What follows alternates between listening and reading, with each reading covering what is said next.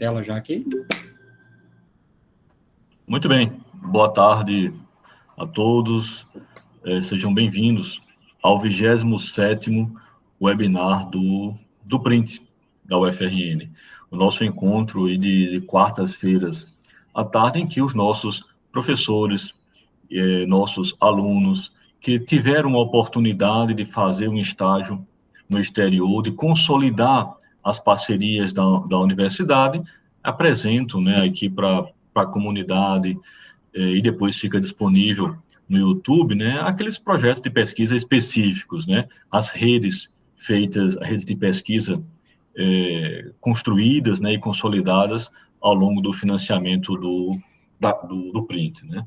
Hoje nós temos o professor Márcio Assolim Corrêa, que foi para um instituto entre Portugal e Espanha de nanotecnologia. O professor Márcio é professor do Departamento de Física Teórica e Experimental da Universidade Federal do Rio Grande do Norte, já foi chefe do departamento, é professor permanente do Programa de Pós-Graduação em Física e do Programa de Pós-Graduação em Ciência e Engenharia de Materiais, dando, né, ao longo de toda a sua carreira aqui na UFRN, né, contribuindo e muito para a nossa instituição, contribuindo com a formação de recursos humanos e permitindo que a UFRN avance um pouquinho dentro da nanotecnologia, dentro da sua área temática de domínio. Então, Márcio, muito obrigado aí pela sua disponibilidade de estar aqui hoje à tarde. Já aproveito e te parabenizo pelo trabalho desenvolvido, pelo ânimo que a gente sempre precisa ter, né, mesmo nos momentos mais difíceis, mesmo nas incertezas, né? Você foi para o exterior, teve que atrasar, teve que fazer uma agenda especial para conciliar com a família, com as questões da pandemia, para garantir a ida, a permanência e a volta em segurança e maximizar o tempo e o trabalho a ser desenvolvido lá. Quando a gente está no exterior, desenvolvendo um projeto dessa natureza, cada minuto ele é importante, e quando chega no final a gente vai querer ficar mais, porque precisa não ficar mais para ficar mais tempo fora, ficar mais porque surgiram novas questões científicas que a gente não esperava e que agora a gente fica sem dormir porque precisa responder, precisa avançar. Então fica naquela angústia de tenho que fazer isso também, mas preciso retornar, né? Tem toda uma logística que a gente precisa fazer. Hoje é uma quarta-feira em que os nossos alunos ainda estão, né, bastante apreensivos, nós também estamos com bloqueio nas contas da universidade, estamos com 1.300 bolsistas da CAPES que não sabem quando vão receber a sua bolsa. Hoje seria a data de pagamento, mas tenho certeza de que a Universidade Federal do Rio Grande do Norte está empenhada para que a gente tente, junto com todas as outras universidades, junto com a Andifes, com as outras associações pertinentes, conseguir liberar esse recurso o mais rápido possível. Não é razoável que a gente dependa de um orçamento e esse dinheiro, que é para nossa subsistência, não venha no prazo que é programado. Mas isso nos dá mais força para que a gente tenha certeza de que estamos fazendo cientificamente o melhor, com a melhor qualidade possível, cada vez mais dedicado, para mostrar o quanto é importante para toda a humanidade o desenvolvimento científico em qualquer que seja a sua área de atuação. Isso fica muito claro nos 27 webinários que nós já fizemos aqui, que vão da filosofia para física, para psicologia, para arquitetura, para desenvolvimento sustentável. Na semana passada, tivemos a professora Terezinha Petrúcia, que é lá do Programa de Educação e do Programa de Educação Física, falando um pouquinho de psicanálise através de movimento, de avaliação, né, de comportamento. Tema novo, né, uma abertura extremamente importante, que ela abriu as portas lá. E tudo isso é ciência, tudo isso é importante para o nosso dia a dia, todas as áreas de conhecimento. Então, a gente está enlutado, né, ou triste por conta do ocorrido, mas com a certeza de que vamos conseguir resolver e com a certeza também de que temos os melhores professores, os melhores estudantes, que estão todos dedicados a fazer o que desejam, o que precisam, porque isso é uma responsabilidade que nós assumimos perante a sociedade, a responsabilidade de proporcionar melhores condições de vida, desenvolver ciência para que a gente consiga desenvolver novos materiais que permitam novos diagnósticos, novos medicamentos, novas terapias que melhorem, que confortem a nossa vida, né? Então, professor Márcio, muito obrigado. Eu passo a palavra para você. Fique à vontade para a sua apresentação e depois a gente conversa um pouquinho, né, discute aí os principais pontos, né? E claro que é uma conversa aberta, uma conversa informal. É um café, só que sem café, um café virtual. Ok. Cara, muito, muito obrigado, professor Rubens. Eu quero me solidarizar com o pessoal, com nossos bolsistas da CAPES, com o pessoal que vem a ser prejudicado com esses absurdos cortes que a gente está sofrendo nos apagar das luzes deste ano. Pessoal terceirizado, muito preocupado aqui no departamento, nossos alunos da pós-graduação, tanto de materiais quanto de física. Faz algum tempo que eu convivo e vivo a vida de universidade, diferentes universidades, desde a minha formação até aqui, me estabilizar aqui na UFRN, e eu nunca tinha visto algo parecido com isso. Então, eu quero solidarizar, espero que a gente tenha força para passar por isso e que esse momento fique para trás o mais rápido possível para todo mundo. Bom, eu queria agradecer também as palavras do professor Rubens, realmente foi bastante, vou compartilhar já a tela aqui, foi bastante conturbado esse meu pós-doutorado. Então, antes de começar qualquer coisa, eu queria agradecer enormemente a pós-graduação, a Pró-Reitoria de Pós-Graduação, em nome do professor Rubens e da professora Fernanda, por terem me permitido fazer esse estágio pós-doutoral ou de professor visitante, na realidade, porque, como ele disse, tinha questões familiares envolvidas e no fim das contas, tudo deu perfeitamente certo, porque eu tive pessoas que me auxiliaram e me ajudaram a que tudo desse para mim dar certo, e o professor Rubem e a professora Fernanda são duas dessas pessoas, e no final ainda agradeço ao professor Renan aqui do departamento. Bom, vou comentar rapidamente qual foi o histórico dessa brincadeira toda, porque eu sei que vai ficar gravado e de repente isso sirva de lição para outras pessoas. Se Deus quiser, não teremos outra pandemia nesse estilo. Essa história de eu fazer um pós-doutorado começou em 2019, iniciozinho de 2019, quando a gente, na família, né, resolveu, bom, acho que está na hora de sair e viver um pouco fora, viver outras culturas e viver outras culturas e aprender coisas novas, né? Então, eu estou na universidade aqui desde 2009, então 10 anos que eu precisava me renovar, precisava me reciclar um pouco, fazendo sempre as mesmas coisas, eu precisava sair um pouco.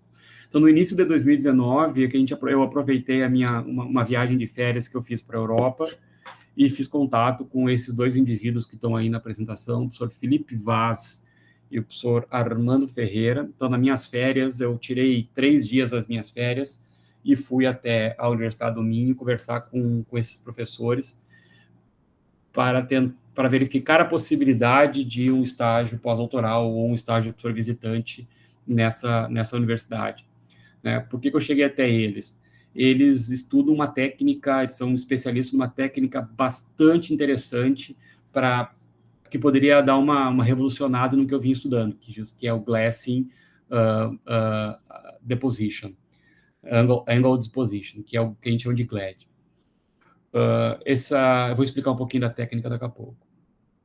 Então, eu conversei com esses dois professores lá no início de 2019, e desde o início, na primeira conversa que eu tive com o professor Felipe Vaz, que é o meu supervisor efetivamente, ele já foi bastante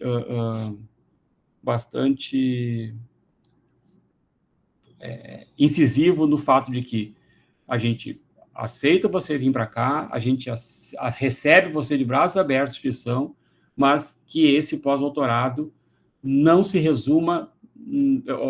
A frase me marcou bastante. Esse pós-doutorado não pode se resumir no futuro a um e-mail de Feliz Natal num final de ano qualquer, certo? Ou seja, eu vi que eu ia ter que trabalhar, e a gente ia ter que trabalhar para efetivamente essa colaboração científica funcionar. Bom, o que eu fiz então? Eu falei com eles que no final de 2019 eu iria efetivamente começar o meu pós-doutorado. Em setembro de 2019 eu iria começar meu pós-doutorado. 2019 eu estou falando, né, pessoal? Eu iria começar meu pós-doutorado lá com eles. Perdão. No início de 2020 eu iria começar o pós-doutorado lá com eles. Ok? Mas para isso, então, a gente, no meio do ano, eu programei uma visita, uma visita de colaboração científica, para mim, pelo menos, conhecer o Instituto, que nessa ida que eu fui no início do ano, não deu para mim praticamente conhecer nada lá. Então, eu programei 15 dias no meio do ano 2019 para mim ir para lá, fazer algumas amostras, conhecer os equipamentos, para mim, depois, quando chegar no pós-doutorado, não ir completamente desconhecido, ter que me adaptar ao laboratório novamente, e isso se perde tempo. Como o tempo é muito curto, é só um ano para fazer física experimental e engenharia de materiais, isso é extremamente pouco, né? Então, eu preferi fazer essa brincadeira. Então, eu fui em novembro de 2019, eu fui para lá, para mim, logo depois, retornar em 2020 para o doutorado. Bom, todo mundo sabe o que aconteceu em 2020, né? A gente passou por essa pandemia absurda, bom, a gente teve que travar todo o cronograma, e depois, com a reabertura, eu consegui efetivamente fazer meu pós-doutorado para isso. Só que aconteceu o quê? O que eu quero salientar é o seguinte: com essa ida de 15 dias que eu fiz em 2019 para colaboração científica, a gente, eu, o professor Felipe e o professor Armando, consideramos que o estágio pós-doutoral efetivamente já tinha começado, a colaboração científica efetivamente já tinha começado.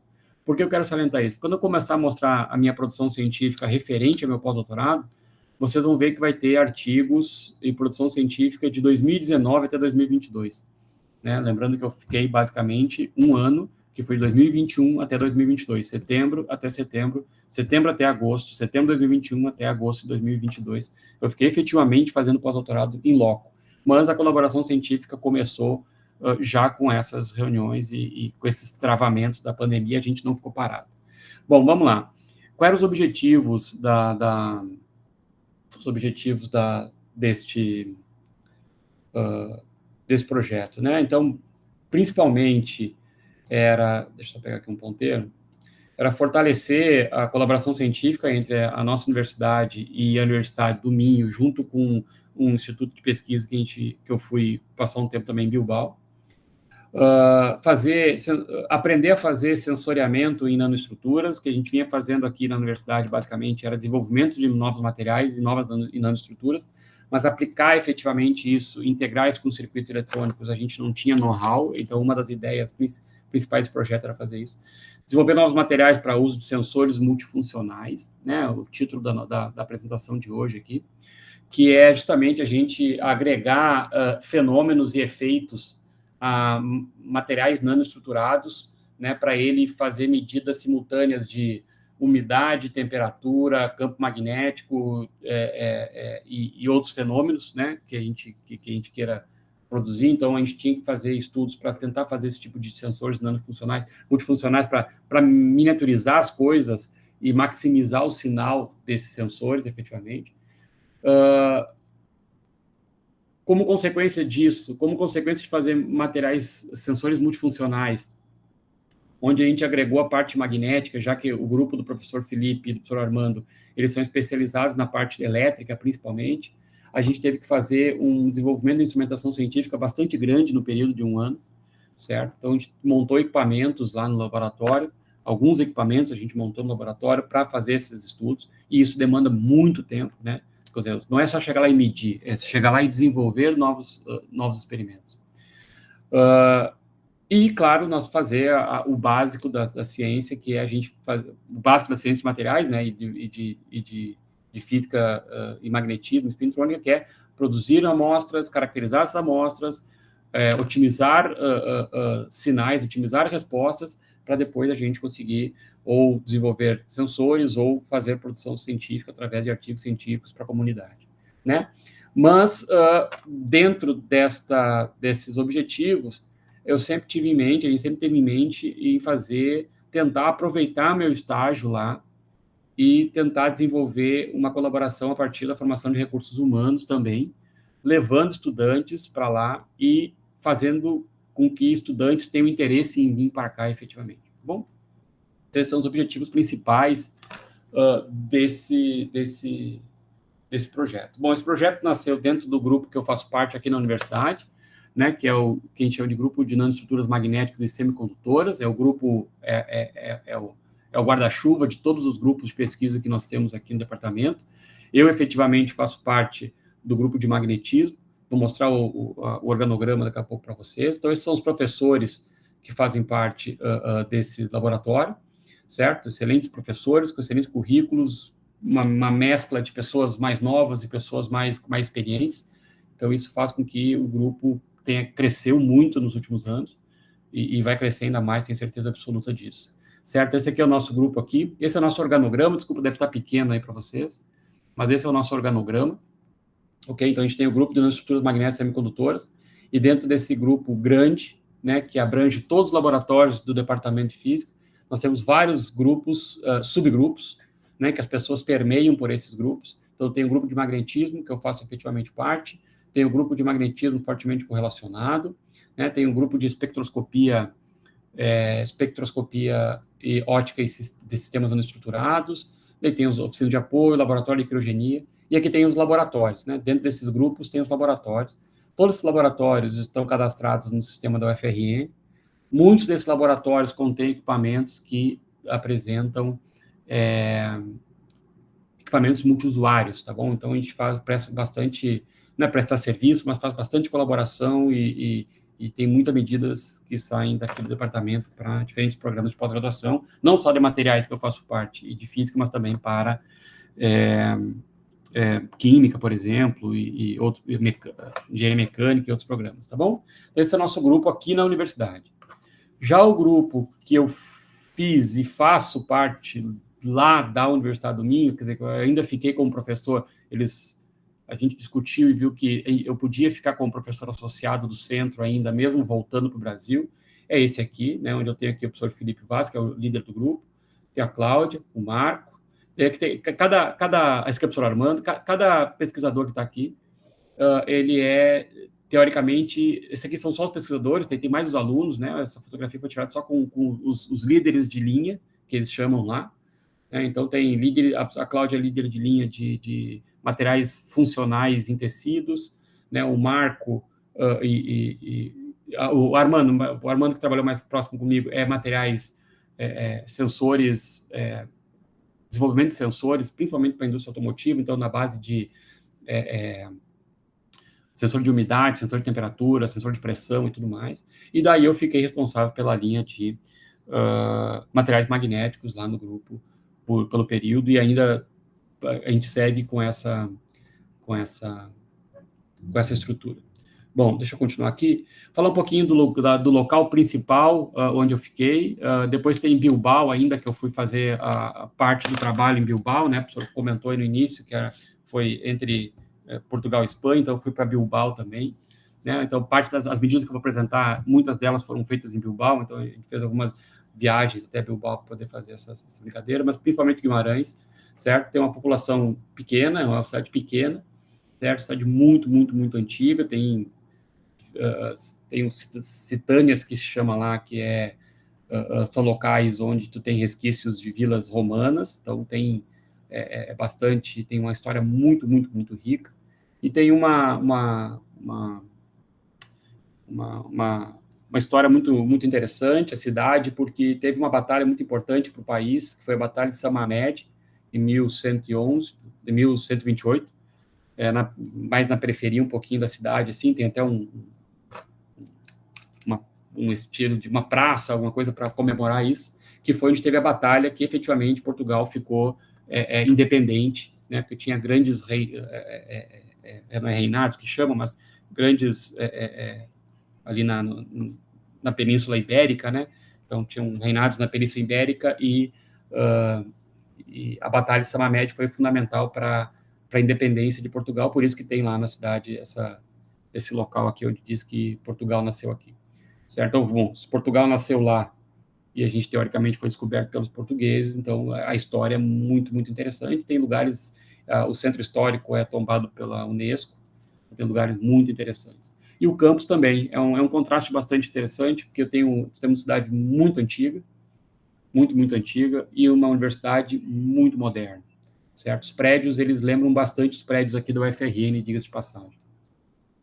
Prédios modernos, amplos, abertos, muito bom de circular, né? E tem um local em particular que é muito interessante, que é esse daqui, que praticamente todo mundo que convive nesse campus, ele precisa passar por esse ambiente para ir para o restaurante universitário, para ir para salas de aula, para ir para todo canto, que é um ambiente que sempre, é impressionante, era semanalmente, tinha eventos sobre engenharia, sobre designer, era uma mistureba de coisas muito interessantes, é universidade mesmo. Então, um ambiente bem, bem, bem legal, esse saguão de entrada aqui da universidade. Ok? Bom, mas vamos lá, então, vamos para efetivamente o que importa, que é o nosso projeto, o que a gente estava desenvolvendo lá. Ok? A gente faz aqui na física, aqui em Natal, aqui na universidade, a gente desenvolve nanoestruturas na forma de filmes finos, que são películas muito finas, com algumas camadas atômicas. Quando a gente estrutura materiais nessa ordem de espessura, pessoal, a gente tem propriedades bastante interessantes, a gente consegue controlar propriedades bastante interessantes, sejam propriedades magnéticas, sejam propriedades elétricas e tudo mais, certo? E a técnica que a gente tem conhecimento, que a gente tem know-how aqui no departamento, na universidade, é a técnica de sputtering, a principal técnica que a gente pode produzir isso é a técnica de sputtering. Tem outras aqui na universidade, mas a gente usa mais a sputtering, que é basicamente um desbaste iônico. Então, aqui embaixo nós temos o que a gente chama de alvo, né, que é um material que se pretende estruturar na forma de nanocamadas ou nanoestruturas. A gente abre um plasma próximo a este alvo e a gente acelera íons de argônio para cima desse alvo para ele arrancar pedaços desse alvo e jogar esses pedaços de alvo em cima de um determinado substrato, certo? Quando a gente faz isso, a gente forma lá em cima uma película, um filme. Só que essa estrutura que eu tenho aqui, ela é uma das estruturas que a gente tem aqui no departamento para depositar. As partículas vêm em direção ao alvo, mais ou menos num feixe perpendicular ao substrato. E o GLAD, né, que é a deposição angular, ela é exatamente uma variante desta, que é o quê? Que a gente conseguir depositar sobre o nosso substrato diferentes materiais com diferentes angulações, certo? Ou manter uma angulação definida e rotacionar o substrato de maneira que a gente consiga formar estruturas na forma espiral, ou na forma zigue-zague, ou em outro tipo de forma. O que acontece quando a gente faz isso? A gente muda completamente a morfologia dos materiais e, consequentemente, a gente vai mudar as propriedades elétricas e magnéticas desses materiais, certo? Então, esse é o GLAD, basicamente, o que a gente foi fazer lá. A gente não tem condição de fazer isso aqui em Natal. Então, lá eles têm muito conhecimento disso.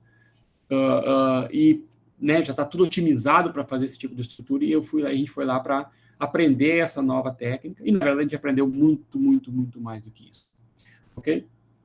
Aqui está o glassing, certo? Então, aqui, por exemplo, a gente depositou lá, um dos artigos que a gente publicou, a gente depositou zinco decorado com prata, então tem umas peliculazinhas de prata, e a gente rotacionou o nosso substrato 4 vezes para formar essa estrutura na forma de zigue-zague, que dá para ver mais ou menos aqui nessa figura representativa aqui do GLAD. Basicamente, a gente consegue mudar esses ângulos aqui, na verdade, o ângulo alfa, que é o nosso, rotacionando o nosso substrato, ou o nosso canhão, no caso, a gente lá o nosso substrato. O resultado dessa brincadeira é esse tipo de coisa aqui, ó, pessoal, né, que é as estruturas na forma de zigue-zague, claramente, a gente consegue enxergar aqui, é uma imagem de MEV, certo? É uma ampliação considerável, isso aqui tem uma escala de 500 nanômetros, então aqui com um crescimento colunar da tua nanoestrutura, e ele está perfeitamente na forma de zigue-zague, devido à nossa deposição. E aqui do lado é a comprovação de que a gente realmente consegue mudar as propriedades, nesse caso, propriedades estruturais, porque tendo zigue-zague ou não tendo zigue-zague, a gente conseguiu modificar as propriedades estruturais do nosso sistema. Né? Nesse caso, a gente, além do zigue-zague, a gente inseriu ainda diferentes concentrações de prata, diferentes dopagens de prata para cima do nosso material. Perfeito? Bom, para fazer tudo isso, quando eu cheguei lá, já existia um equipamento lá, um sistema de spin montado e otimizado para fazer esse tipo de deposição aqui, certo? Então, foi feito num equipamento antigo que eles têm lá, que eles têm até hoje lá, essas amostras foram feitas nesse sistema já bastante utilizado. Só que não sei se foi para minha sorte ou para o meu azar, né, que logo que eu cheguei, assim, a questão de que eu cheguei no dia 1º de setembro para começar a trabalhar, eu tive que ficar 15 dias trancado dentro do apartamento devido a... Não peguei Covid, mas era obrigado a fazer uma quarentena de 14 dias trancado dentro do apartamento.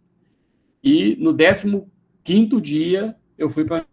E junto comigo chegou um novo equipamento, que foi essas caixas que estão aqui, que foi um novo sistema de deposição. Então, o que significa que eu fui fazer aquela visita para fazer o treinamento e, na verdade, eu sequer usei aquele treinamento. Aquele equipamento que eu fiz treinamento, porque a gente montou esse novo, que está aqui na figura do meio, um sistema bastante eficiente, bem interessante, em que a gente consegue fazer também as deposições foram feitas as deposições interessantes aqui. E foi legal, porque a gente teve que montar ele, teve que otimizar a deposição, fazer todo tipo de calibração. Foi um tempo perdido, por um lado, né, porque isso já estava otimizado no outro equipamento, mas, por outro lado, eu ganhei muita experiência no quesito montar equipamento, otimizar essas coisas. Eu já tinha feito isso no meu mestrado e doutorado, mas por um sistema novo, mais moderno, eu não tinha feito ainda. Ok? Então, esse aqui foi a montagem, o desenvolvimento de instrumentação científica foi o que me norteou durante muito tempo lá durante esse período de pós-doutorado. Ok? Guardem esse nome aqui, Coatite, certo? Eu vou explicar de onde que sai, por que esse nome está aqui, em cima desse equipamento. Na verdade, é uma empresa, esse equipamento é de uma empresa, deixa eu só fechar aqui, que sem querer eu abri esse equipamento é de uma empresa e a gente montou para essa empresa. Na verdade, é uma spin-off dentro da Universidade do Minho.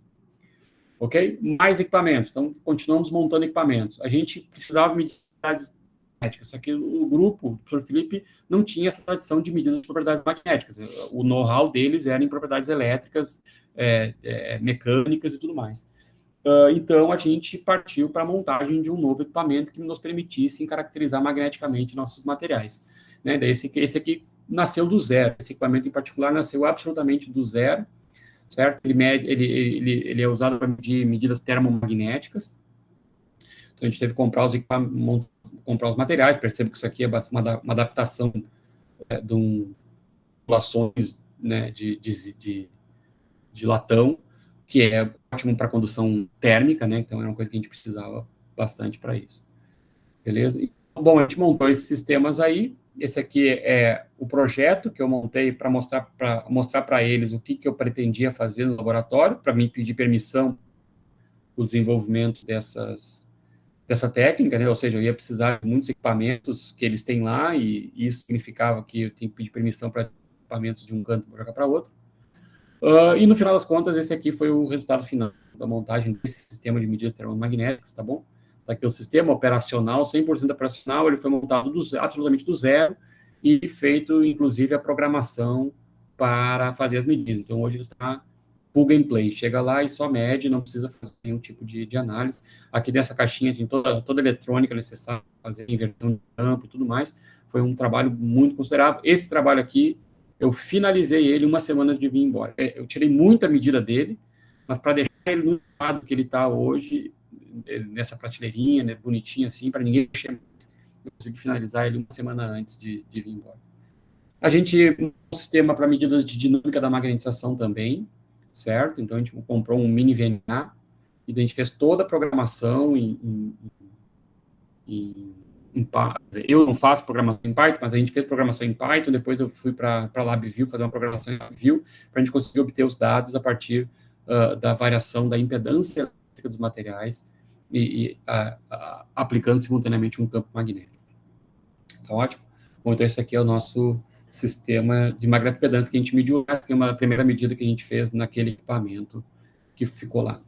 Esse daqui foi outro equipamento que eu montei lá durante o meu estágio, fiz principalmente a programação e a eletrônica para esse equipamento. A estrutura do equipamento estava lá, ela estava parada há algum tempo, um problema no controle do motor de passo, e a gente fez a programação do controle opcional. Sentamos e fizemos o controle. Isso daqui é o tecido funcionalizado com filmes de cobre.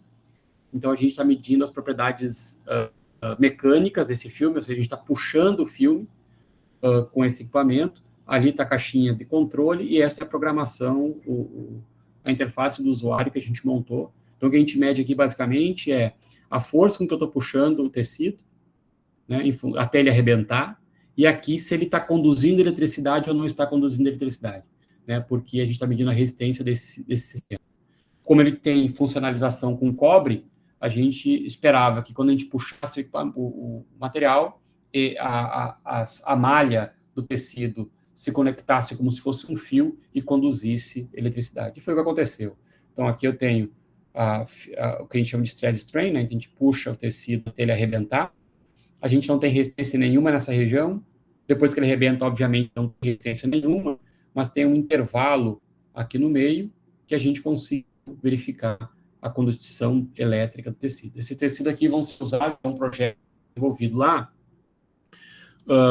que eu estou envolvido, estou envolvido porque eu estou fazendo umas medidas de shield, que eles vão servir para funcionalizar tecidos, para poder colocar sensores de temperatura no próprio tecido, sensor de pressão no próprio tecido, né, para fazer algumas diferentes tipos de aplicações. Eu vou mostrar alguns projetos que a gente está envolvido nesse momento. Ok? Mais equipamento, mais desenvolvimento de instrumentação. A gente desenvolveu uma instrumentação, na verdade, um suporte, né, o tecido funcionalizado, fica no meio entre duas antenas, né, uma antena emite radiofrequência, né, ou mais que isso, né, frequência da ordem de gigahertz, e a outra antena capta esse sinal. Né? Então, se a gente colocar um tecido não funcionalizado aqui no meio, teoricamente, vai sair da antena emissora, vai chegar na antena receptora, isso tudo num range de frequência muito, né? E quando a gente funcionaliza ele com materiais metálicos, a gente tem o fenômeno chamado shield, né, que é o bloqueio de ondas eletromagnéticas. A partir daí, isso a gente foi depositado diferentes materiais aqui, né, esse trabalho da professora Cláudia. Né, então, aqui estão, isso aqui foi uma das medidas realizadas lá, num chamado VNA, ok? Até alguns gigahertz a gente medir, e a gente está, esse aqui está em fase de desenvolvimento, ainda em análise de resultados, breve, provavelmente teremos um artigo aí na praça, medidas aqui. Aqui está o tecido funcionalizado, neste caso com uma liga de cobre com titânio, né, e a gente faz a onda passar, daqui está ao receptor, o emissor está do outro lado do sistema. Muito interessante esse trabalho também. Outros sistemas que a gente utilizou a estrutura do que nós já tínhamos, né? Então, a gente desenvolveu o sistema de medida 4 pontas também, né? Que são medidas elétricas, para resistência, por exemplo, e outras propriedades dos materiais. Então, a gente fez só a questão de imprimir e utilizar o mesmo sistema que nós tínhamos para a parte termomagnética, utilizar ele agora para fazer medidas elétricas dentro de campos magnéticos, né? Porque a gente encaixa isso aqui dentro do campo magnético e consegue rotacionar dentro do campo magnético o motor de passo. Bom, então isso foi tudo que a gente teve que desenvolver para poder fazer o que a gente se propôs a fazer, né? Desenvolver nossos trabalhos. E, obviamente, pessoal, quando a gente faz um projeto de pesquisa, a gente deslumbra, a gente pensa num determinado objetivo e a gente chega lá, obviamente, com o intuito de desenvolver a pesquisa para chegar naquele objetivo final. Só que é tanta coisa que acontece ao entorno disso e o que é bom, quer dizer, quando eu cheguei lá, a gente, seguidas as reuniões que a gente teve, eu fui conseguindo interagir não apenas com o professor Armando, mas com outros pesquisadores do grupo, de maneira que eu conseguisse me encaixar em diferentes pesquisas, diferentes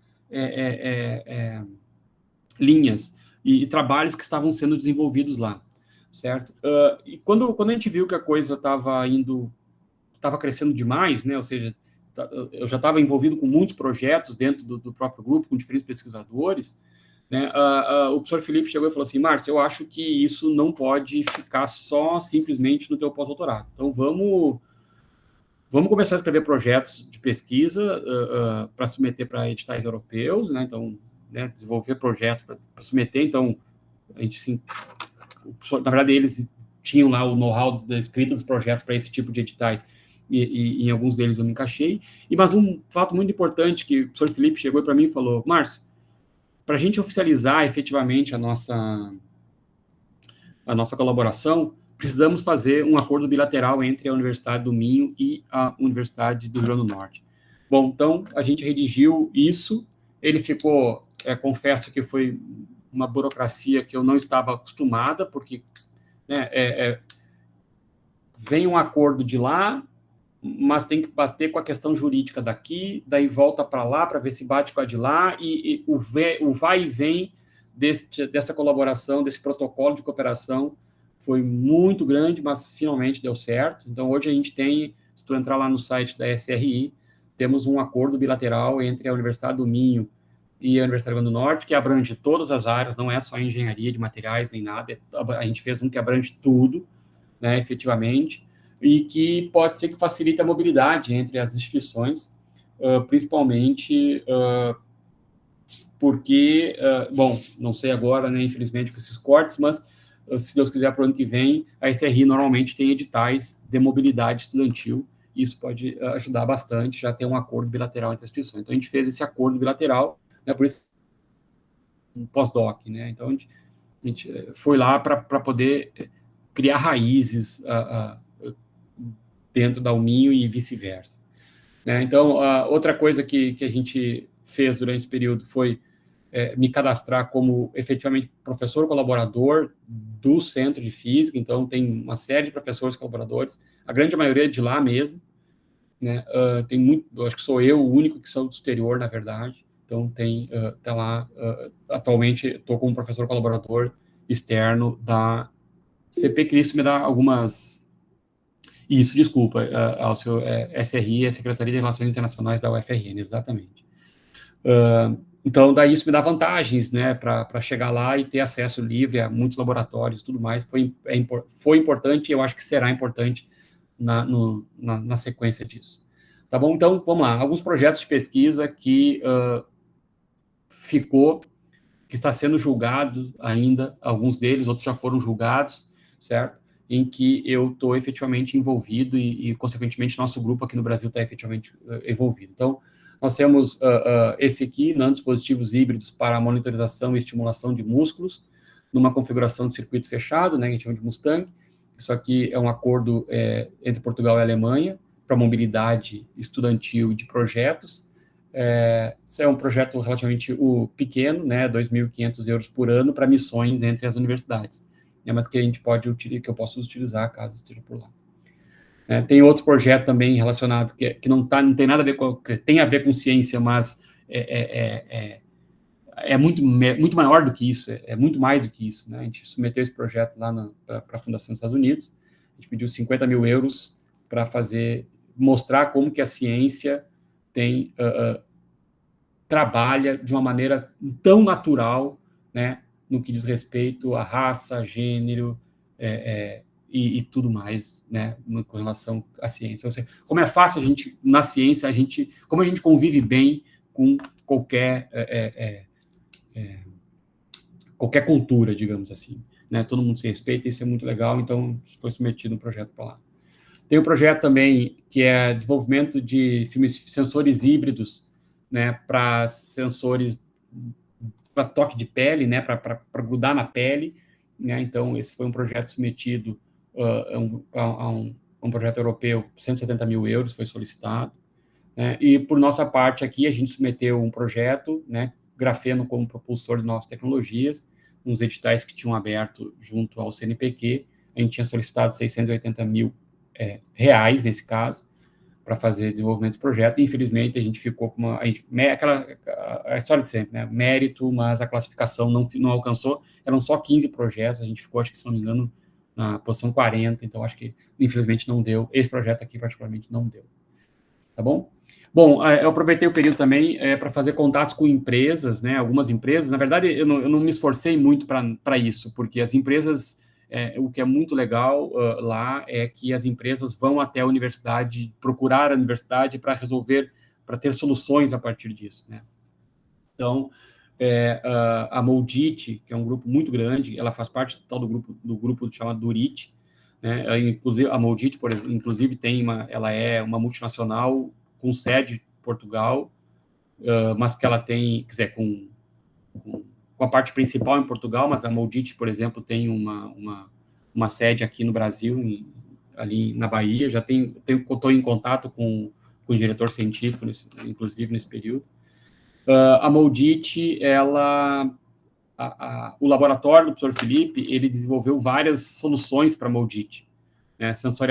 Principalmente sensoriamento de moldes e outros aspectos, né? E nesse sentido, nasceu a partir dessa colaboração e eles verificaram que a ciência efetivamente ajudava eles a solucionar problemas que eles tinham em chão de fábrica, surgiu uma associação entre a Universidade do Minho, na verdade, o professor Armando Ferreira, que trabalhou comigo nesse período, né, e o professor Felipe Vaz, a Moldit, e criaram uma spin-off dentro da Universidade do Minho, chamado Coltit, que é uma empresa que trabalha com deposição de filmes finos, ou seja, funcionalizar superfícies, sensorizar superfícies e até mesmo decorar superfícies, certo? Então, a Coltit, ela serve para isso.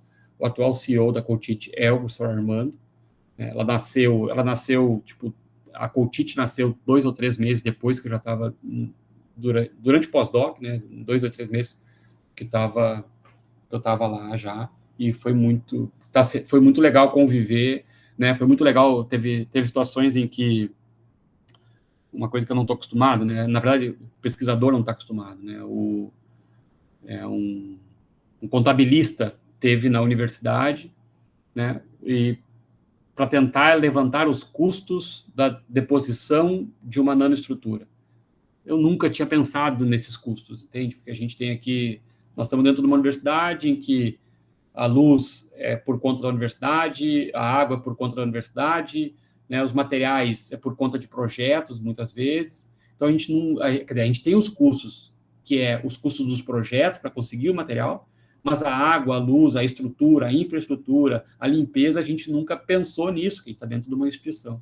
E o contabilista queria saber essas contas, porque ele queria saber quanto é que custava para a empresa resolver um problema a Coltit resolver o problema da empresa. Foi muito legal, porque a discussão era ferrenha. Os caras falaram, Márcio, quanto é que custa a deposição de um filme? Eu não tenho a menor ideia quanto é que custa a deposição de um filme. Infelizmente, a gente não sabia disso. Levantaram valores. Eu não posso dizer aqui os valores, porque são os valores que a empresa atualmente cobra para fazer soluções de problemas lá. Legal. Então, a Coltit, como ela é um spin-off, ela tem um prazo determinado para sair de dentro da universidade, certo? Então, eles estão lutando para fazer faturamento suficiente para conseguir sair de dentro da universidade. Então, eles têm um prazo fixado para isso. Então, a gente fez contatos com empresas também lá. Esses contatos ficaram. Se Deus quiser, vai gerar projetos no futuro. Ok? Bom, mas na prática, quando a gente sai para um estágio pós-doutoral, o estágio de professor visitante, a gente quer fazer produção científica. A gente precisa desenvolver produção científica, né?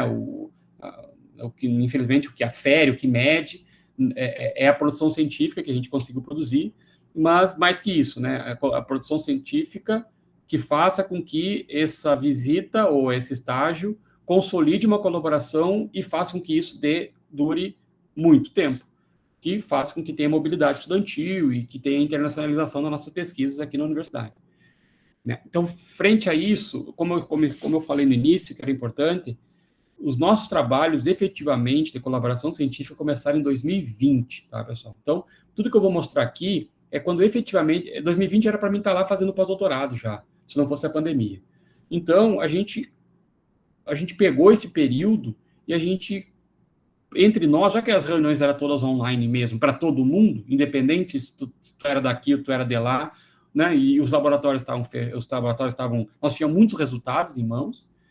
A mobilidade de amostras para lá e para cá funcionava, a gente mandava amostras para lá e eles mandavam amostras para cá.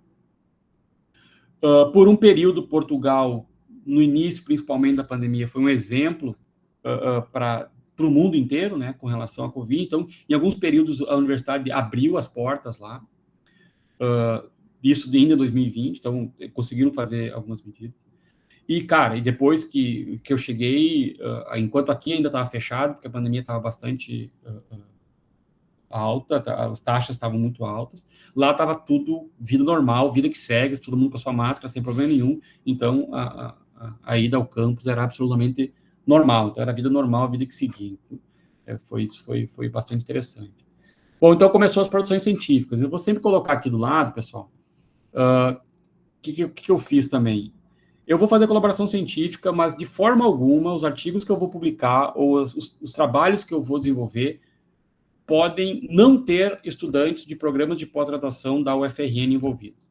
Então, eu sempre dava um jeito de envolver eles. Quando eles não eram os principais autores do projeto, do coisa que a gente pedia para o pessoal de lá auxiliar nós na escrita, na caracterização, seja o que for, sempre tinha que ter, na medida do possível, estudantes ou daqui ou da UMINH, porque esse é o principal objetivo, né, formar recursos humanos no final das contas. Então, aqui, nesse artigo, por exemplo, começou lá em 2020, é um artigo de um assunto que nós estudamos aqui e que a gente foi auxiliados por eles e ajudou para eles entrarem no assunto dinâmica da magnetização. É um artigo do Acácio. Ele, na época, era meu aluno doutorado, hoje ele é um doutor em física, um excelente professor do ensino médio. Precisamos de mais professores assim, diga-se de passagem, nas nossas instituições públicas, diga-se de passagem. Uma pessoa com qualificação dessa, eu queria meus filhos estudando lá, certo? Certeza absoluta. Então, aqui está, esse aqui foi o primeiro artigo que a gente publicou, a gente chama de Minderline, essas cobrinhas aqui, onde a gente colocou uma tricamada uma liga chamada permalloy, que é níquel com ferro, colocou prata, e depois colocou níquel ferro por cima de novo, então essas tricamadas, e a gente estudou qual é que era a resposta da geometria das amostras para a dinâmica da magnetização, para isso ser aplicado futuramente como sensor. Esse foi o primeiro artigo que a gente publicou junto, foi um start, foi muito bom a gente ter publicado esse artigo, ele foi publicado no final de dezembro. O prazo é esse, que foi publicado antes, mas a data é diferente. Continuando os trabalhos, a gente fez a primeira colaboração com o pessoal, com a Espanha, né? Logo no início a gente começou a colaborar com a Espanha, né? Lembra? Tinha que fazer caracterizações na Espanha também. Então, a gente tem aqui uma colaboração muito forte com o professor Senejo, que é o cara que me recebeu na Espanha. E aqui nós temos a resposta das heteroestruturas, das estruturas multifuncionalizadas já, né, de ZNO, dopadas com prata, onde a gente fez medida, isso aqui tem momento magnético, a gente caracterizou todo o momento magnético aqui na nossa universidade, e o João foi o cara que encabeçou auxiliou muito, ajudou muito nesse trabalho, todo mundo, é um grupo muito grande de pesquisadores aqui nesse artigo, né? Mas foi um artigo bem interessante também, logo no início, uma revista bem legal, chamada Materials, é Open Access, está dando bastante acesso, bastante publicação. E foi o primeiro artigo que a gente fez GLAD efetivamente, tá bom, pessoal? Eu não tinha feito GLAD ainda, esse aqui foi o primeiro artigo que a gente fez GLAD para poder trabalhar e desenvolver esse estudo. Então, esse aqui foi eu aprendendo a fazer GLAD e já saiu um artigo, meu treinamento em GLAD, a gente conseguiu publicar um artigo. Ok? Então, a gente continuou fazendo essas nanoestruturas multifuncionalizadas, tá bom? Então, aqui a gente tem sistemas para medidas de dinâmica da magnetação com essas heteroestruturas, né? Ou seja, aquelas amostras dopadas com prata, só que agora a gente colocou material ferromagnético por cima para formar a multifuncionalização. A gente conseguiu publicar esse artigo, também colabora, né? Sempre a Espanha, na medida do possível, sempre junto. Então, aqui, infelizmente, só tem professores, só pesquisadores nesse trabalho em particular. Então, é esse tipo de nanoestrutura aqui, medindo novamente dinâmica da magnetização, certo? Comecei a me encaixar nos projetos deles, então, por isso que não tem alunos nossos aqui da UFRN, mas tem alunos deles lá tanto de Bilbao quanto da Universidade do Minho. Então, aqui é o sistema onde a gente mediu a resposta dessas nanoestruturas na forma de zigue-zague como sensores de umidade. Então, aqui tem a resposta do sensor comercial e do nosso sensor. Né? Perceba que o nosso sensor ele é invertido com relação ao sensor comercial. O sensor comercial ficava lá dentro, junto com o nosso sensor. Isso aqui são imagens reais de SEM, tá? Então, isso aqui é a estrutura, como é que era a estrutura top view, e aqui é a cross-section dos nossos filmes. Isso aqui é só uma representação. Isso aqui é o que a gente chama de figura abstract. Tá bom? Então, foi o primeiro contato que eu tive conseguir me encaixar com projetos do grupo. Continuando, né, apesar de ser um artigo desenvolvido, quer dizer, que eu encabecei, a gente precisou de uma colaboração muito forte do Sérgio para a gente poder desenvolver esse trabalho particularmente. E aqui a gente foi um pouquinho além, a gente conseguiu colaboração também com o pessoal de São Paulo e com o professor Leonardo. Na verdade, o Rafael Tromer estava aqui na universidade, na época que a gente começou esse trabalho, ele foi e voltou várias vezes. A gente conseguiu colocar teoria em cima dessas nanoestruturas e tentar responder isso, sempre no mesmo set de amostras. Essa figura que eu mostrei lá no início é resultado deste artigo científico. Então, continuando a produção científica do período, né, então, perceba que eu estou em 2021 ainda, né, então, ou seja, teoricamente eu nem fui para o pós-doc, mas como eu disse, o pós-doc, para nós, começou em 2019, ponto. Então, aqui eu tenho sensores multifuncionais, né, o Arthur encabeçou esse artigo, faz parte da tese dele, então eu tenho aqui a resposta em diferentes direções para essa nanoestrutura aqui, que é uma estrutura de Jaeger com platina, tem resposta ferrimagnética, e a gente mediu em 3 direções a magnetopedância e conseguiu um sinal bastante interessante também. Isso aqui, boa parte desse trabalho em particular foi desenvolvido aqui na UFRN, e depois foi para lá fazer outros tipos de caracterização. Novamente, me encaixei com alguns projetos de lá, juntamente com o pessoal de Bilbao, né? Materiais multifuncionais, ligas de cromo com nitrogênio, nesse caso aqui para aplicar como sensores de temperatura. Então, aqui, por exemplo,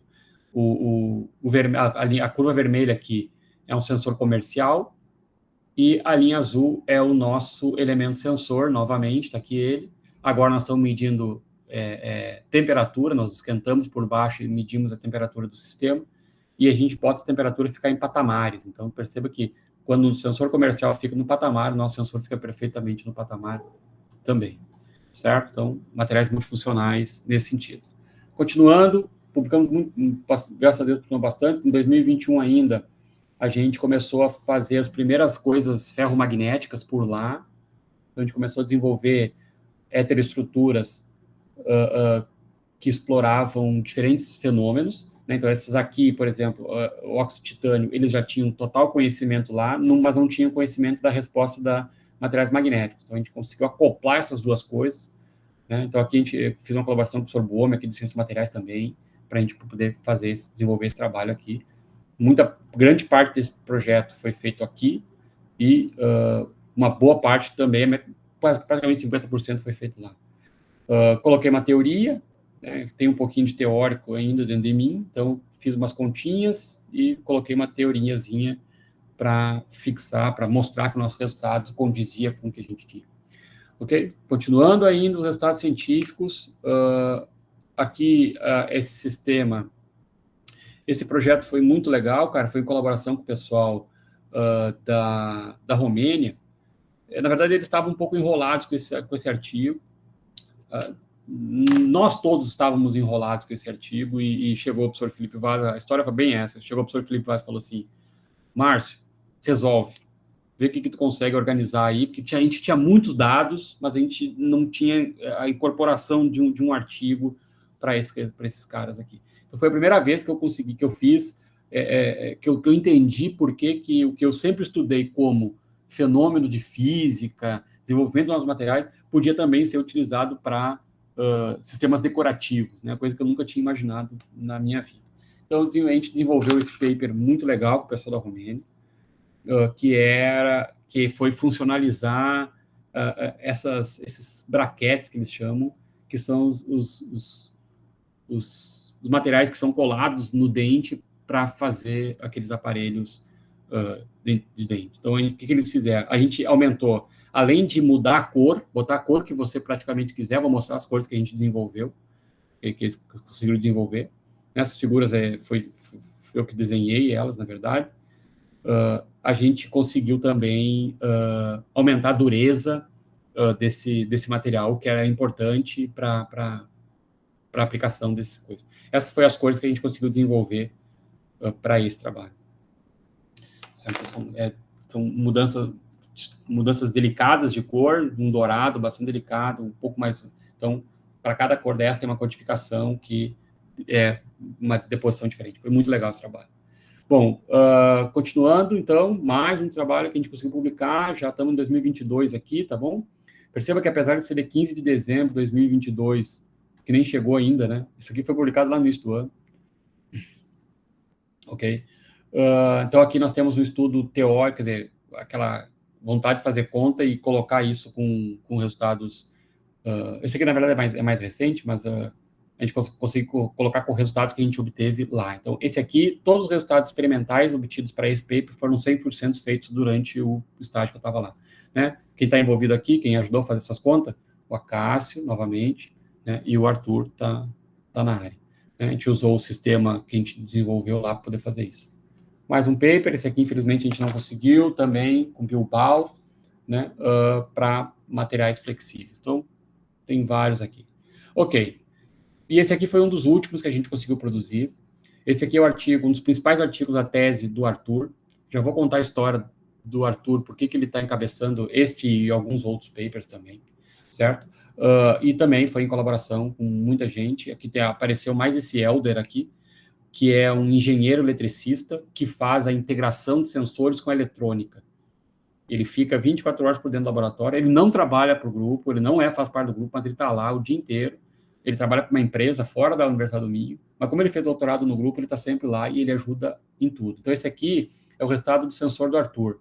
Então, aqui tem a resposta do sensor comercial em comparação com o dele.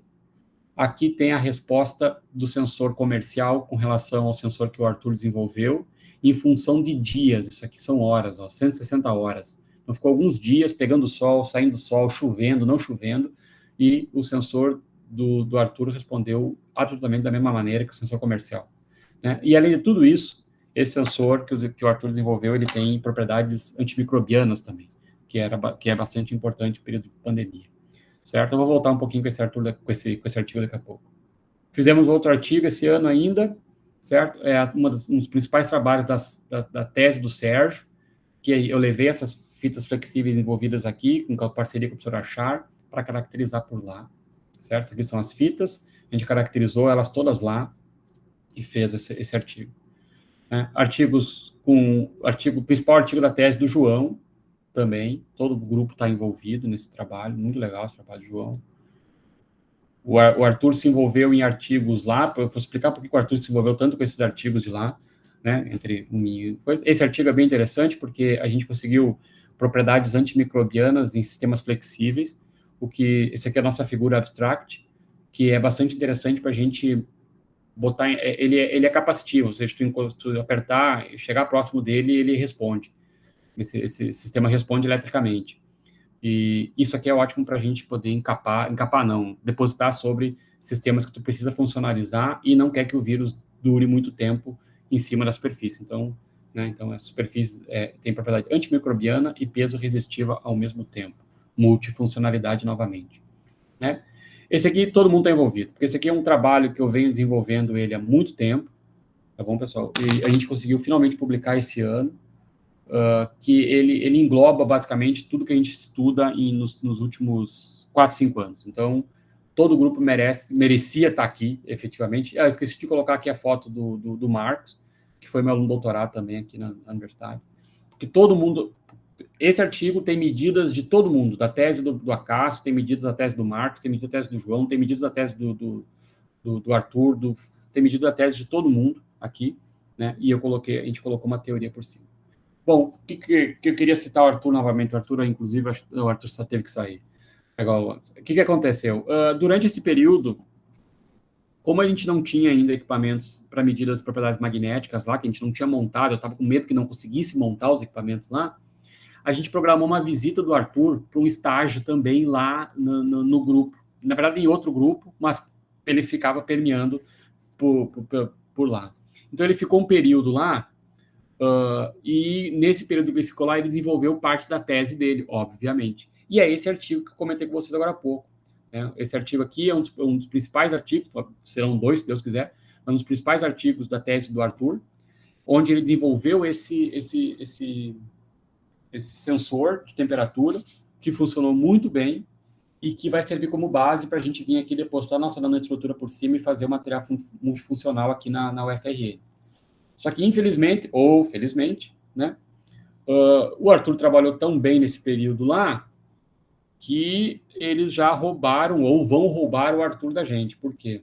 Eles ganharam um projeto agora, teve um programa lá chamado Programa de Recuperação e Resiliência, que era muito investimento para desenvolvimento industrial, científico e tecnológico, sempre tudo junto, tudo acoplado.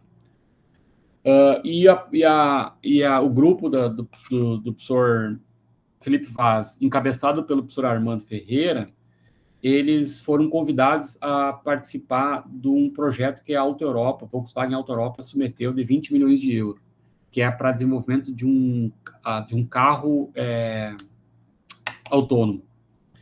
E nesse carro autônomo que a Volkswagen quer desenvolver nos próximos anos, tem vários sensores multifuncionais necessários, tanto para compor painel, quanto para compor a eletrônica do carro. E convidou, né, dentre várias instituições de pesquisa, uma das convidadas foi a Universidade do Minho, que desse montante, aproximadamente 1 milhão de euros vai ficar por lá, e dentro desse dinheiro tem bolsas para pesquisadores, e o Arthur Ito foi, devido a esse trabalho que ele fez lá, realmente foi excelente o trabalho que ele fez lá, ele foi convidado para um contrato de trabalho logo depois que terminar o doutorado dele, que ele está correndo neste momento para acabar. Ok, pessoal? Bom, esse aí, desculpa, eu acho que eu passei do tempo até, que eu deveria falar, né, mas eu queria realmente agradecer, claro, a CAPES pelo programa, né? Sei da situação que a CAPES, coitadinha, está nesse momento, espero que ela mude logo essa realidade.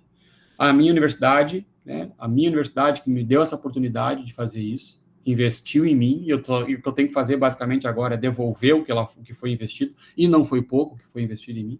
A Universidade do Minho que me recebeu, mas aqui na universidade essas 3 pessoas aqui são as pessoas que mais me ajudaram a realizar essa tarefa, tá? O professor Rubens, a professora Fernanda e o professor Renan, que tinha lá uma bolsa num projeto dele e que me ajudou nesse sentido aí. E lá na Universidade do Minho, obviamente, eu queria agradecer muito o professor Felipe, que foi o cara que me supervisionou lá, que me auxiliou em tudo necessário.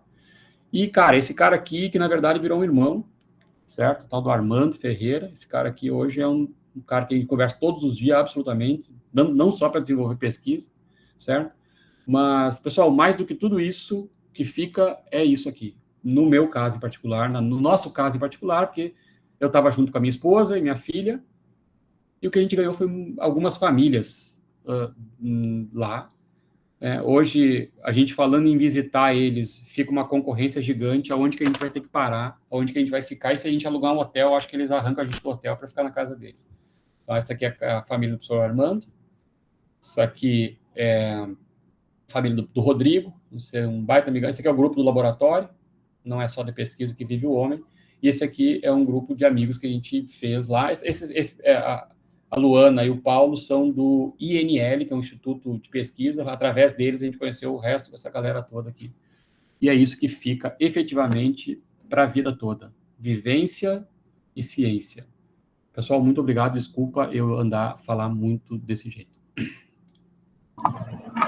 Obrigado, Márcio. Excelente apresentação, uma discussão bem técnica, científica, mas que pessoas que não são da área conseguem entender a grande importância, né? Sensores é um tema estratégico, né? Um desenvolvimento estratégico, porque ele está aplicado em diversos setores industriais. A gente pode pensar ali desde a tecnologia espacial do professor Renan, lá que trabalhou desenvolvendo instrumentação, o pessoal da área ambiental, que precisa sempre medir e cada vez precisa de sensores com melhor confiabilidade, com melhor repetibilidade e de menor tamanho, né? Por exemplo, para colocar dentro de um chip de um animal, em uma planta, em um determinado lago que suporte. Tem mais para isso, porque eu não pude apresentar aqui. Eu tenho vídeos, cara, porque foi uns acontecimentos da minha vida durante esse período. Durante esse período que eu tive lá, paralelo a esse projeto, a gente desenvolveu um sensor para a Alta Europa. Eles estavam com um problema numa prensa, que a prensa era basicamente quase toda a lateral do carro, daquele T-Cross, aquele carro T-Cross que a Volkswagen vende. E eles estavam com problema eles têm problema numa prensa que prensava e a lata ficava rasgada. E eles estavam verificando que isso podia ser desnível, só que eles não estavam tentando encontrando o desnível da prensa. Na estampagem, rasgava a estampagem rasgava a lataria. A chapa. E daí eles tinham uns batentes de metal gigantescos lá, e eles simplesmente enviaram uns batentes desses com uma injeção de alumínio em volta, e a gente depositou um sensor de pressão, e a Alta Europa chamou a gente... Isso é o que eu encontrei. Desculpa. E a gente chegou lá e, cara, a Alta Europa é gigante. Eu nunca entrei num lugar tão grande na minha vida. Uma linha de produção absurda. Os caras pararam uma linha de produção para nós testar nosso sensor. O que tremia minhas pernas era absurdo. Porque tinha umas 2.000 pessoas olhando para a gente. O que esses desgraçados estão fazendo aqui, parando o trabalho? Mais ou menos assim, isso que estava acontecendo. E foi muito legal. Eu não tenho autorização para mostrar isso, porque é um projeto que não foi encerrado ainda, tem negócio de segredo industrial e tudo mais, então eu não mostrei. Mas a vivência foi muito louca, muito, muito interessante mesmo. E a solução foi, para nós, trivial, para eles foi bastante interessante. São essas coisas, né, que mostram a qualidade daquilo que é feito na universidade e a importância de cooperações científicas, né, de um projeto desse como o PRINT. Né? Ninguém está isolado do ponto de vista científico, né? Mas a gente sozinho não consegue avançar muito. Né? A gente precisa ter estruturas muito bem pensadas. A Propesc que fez, o ano passado foi um ano retrasado, um edital para montagem de redes de pesquisa com financiamento próprio. E, sim, foi uma demanda muito grande. Só a própria demanda teve um resultado muito positivo, porque os nossos pesquisadores se associaram, conheceram, foram buscar, e sempre tem que ter um braço internacional. A gente financiou o dobro daquilo que estava previsto, mas deixamos estruturadas redes de pesquisa, que estão sendo úteis agora, quando o CNPq lança os seus editais. Foram 68 editais lançados agora no final do ano, só pelo CNPq. A gente não dá conta de tanto. E esses editais exigem uma estrutura em rede de pesquisa, em que cada um tem excelência em um determinado ponto.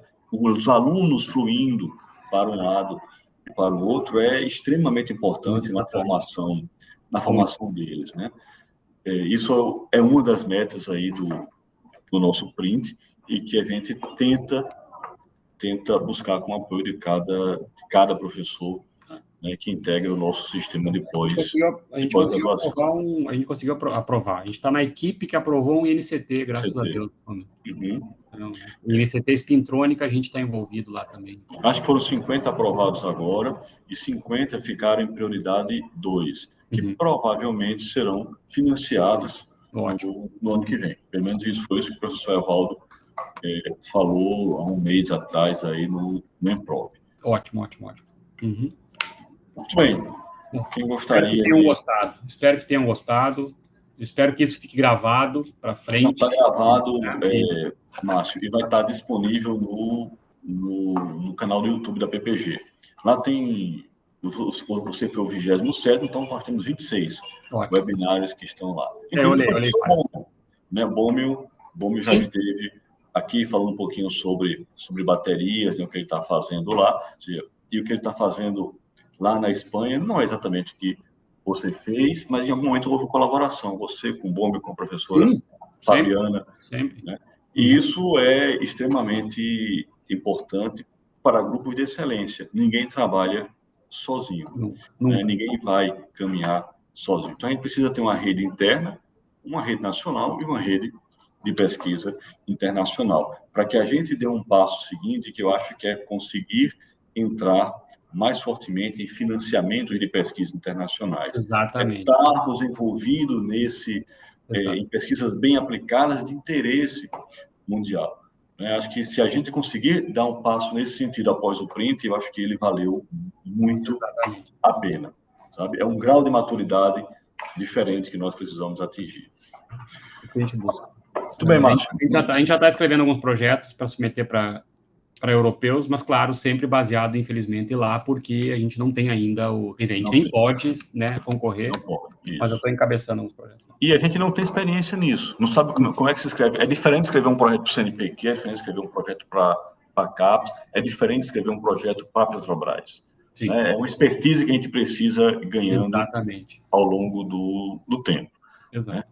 Muito bem, Márcio, muito obrigado. Eu vi que a sua mãe também está aqui. Minha mãe está aí, cara. Assistindo. Né? Parabéns, né, por estar aqui, por ter liberado o Márcio para que ele viesse aqui, saindo do Rio Grande do Sul para o Rio Grande do Norte. Né? Ele mudou de estado, mas continua gremista. Continua gremista. As raízes não mudam nunca, meu amigo. Tchau, boa tarde, um abraço, Márcio. Obrigado, pessoal. Valeu demais. Tchau, tchau.